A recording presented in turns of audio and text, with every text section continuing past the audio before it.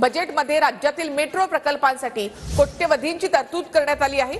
मुंबई मेट्रोसाठी 1255 कोटींची तरतूद करण्यात आल्याचं मुख्यमंत्री देवेंद्र फडणवीसांनी म्हटलंय।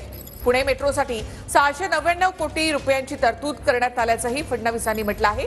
मुंबई अहमदाबाद हाय स्पीड रेल्वेसाठी 4004 कोटींची तरतूद करण्यात आल्याचं देखील मुख्यमंत्री देवेंद्र फडणवीसांनी म्हटलं आहे।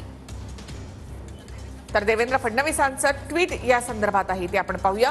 तर मुंबई मेट्रोसाठी 1255.6 कोटी, पुणे मेट्रोसाठी 699.13 कोटी, MUTP साठी 511.48 कोटींची तरतूद करण्यात आली आहे। MMR रिजनसाठी एकात्मिक आणि हरित प्रवासी सुविधा यासाठी 792.35 कोटी, मुंबई अहमदाबाद हाय स्पीड रेल्वेसाठी 4004.31 कोटी रुपयांची तरतूद करण्यात आली आहे।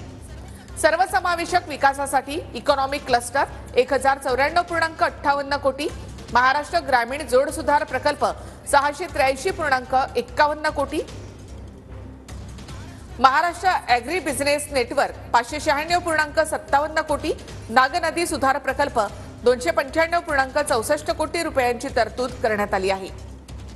मुळा मुठा नदी संवर्धन 229.94 कोटी, ऊर्जा कार्यक्षम उपसा सिंचन प्रकल्प 186.44 कोटी रुपयांची तरतूद करण्यात आली आहे।